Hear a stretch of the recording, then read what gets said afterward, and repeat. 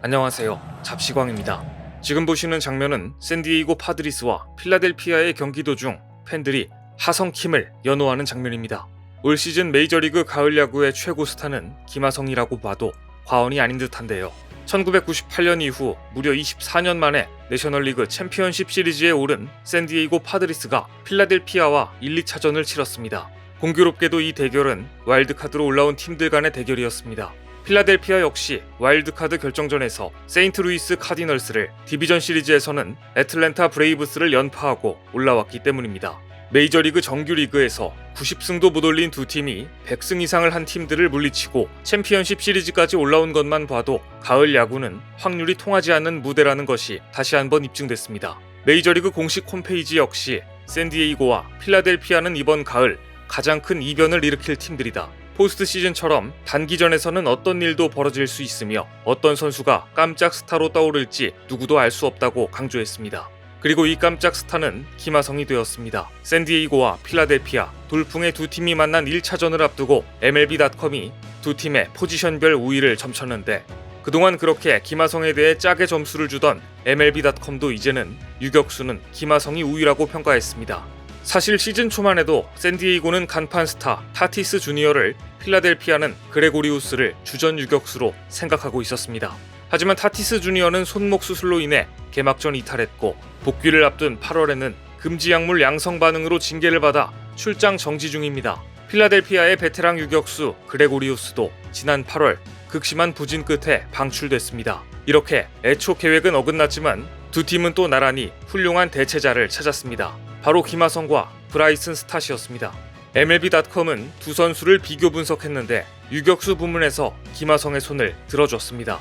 빅리그 2년 차인 김하성은 방망이도 뛰어났지만 스탯보다 더 강한 내야 수비로 우위를 점하기에 충분하다고 평가한 것입니다. 역시 유격수는 수비력이 최우선입니다. 김하성이 지키는 유격수 자리와 함께 2루수 제이크 크로넨워스, 3루수 매니 마차도, 우익수 후안 소토, 볼펜 조쉬 헤이더 등 5개의 포지션은 샌디에이고가 우세하다고 평가받았습니다.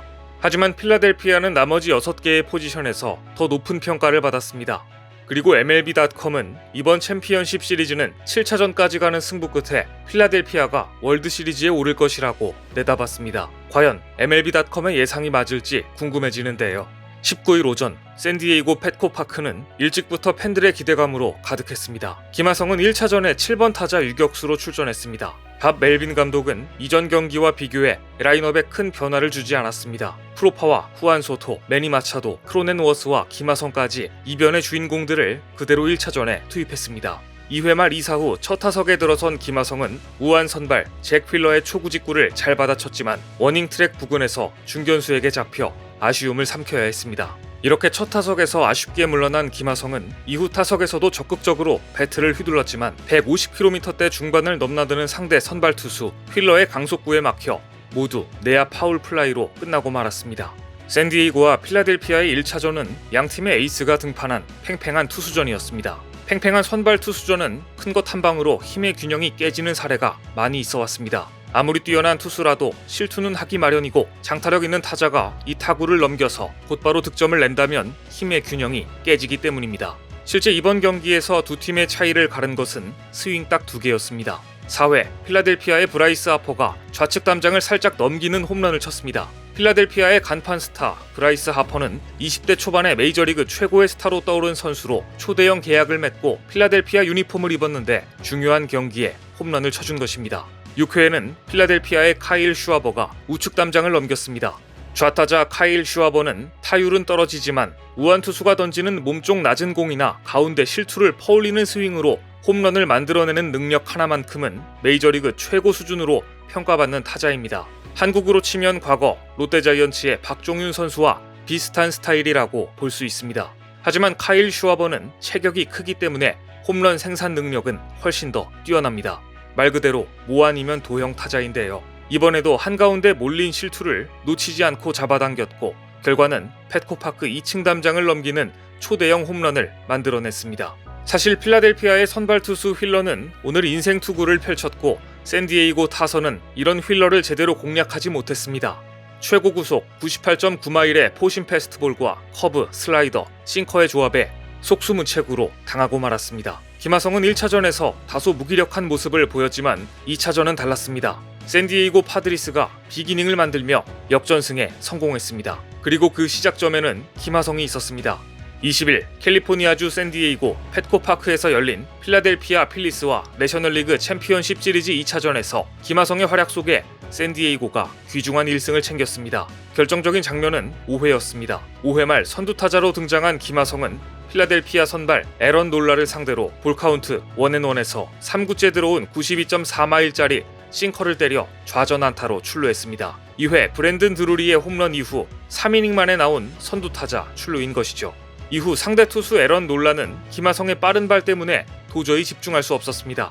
계속해서 견제를 하며 김하성의 발을 묶어두려고 했지만 잦은 견제 동작은 오히려 본인의 집중력을 해치는 결과만 가져왔습니다.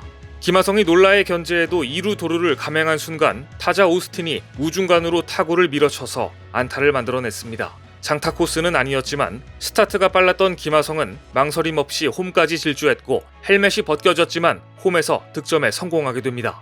1루에서 홈까지 들어오는 시간은 단 10초에 불과했는데요.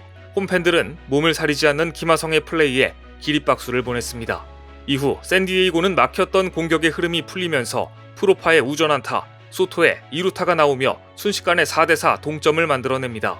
4회까지 피안타 3개만으로 선방하던 필라델피아 선발 놀라는 결국 2사 2-3루에서 강판되고 맙니다. 김하성의 빠른 발과 순간적인 판단력이 상대 선발 투수를 강판시키는 결과를 만들어낸 것입니다. 구원 등판한 브래드 핸드 역시 갑작스러운 등판에 몸이 덜 풀린 탓인지 샌디에이고 타자들에게 난타당하며 무너졌습니다. 김하성의 득점을 시작으로 5회에만 대거 5득점을 쓸어담은 샌디에이고는 8대5 역전승을 거두며 시리즈 전적 1승 1패를 만들어냈습니다. 올해 메이저리그 가을 야구에서 11번 출루에 8득점을 기록 중인 김하성은 이번 포스트 시즌 득점 전체 공동 1위에 올랐고 구단 득점 기록도 38년에 갈아치우는 쾌거를 만들어냈습니다. 샌디에이고 구단 역사상 역대 단일 포스트 시즌 최다 득점 기록은 1984년 토니 그린이 세운 7득점이었습니다. 하지만 김하성이 8득점으로 이를 넘어선 것입니다. 이쯤 되면 김하성 출루는 비기닝이라는 공식이 생긴 것 같은데요.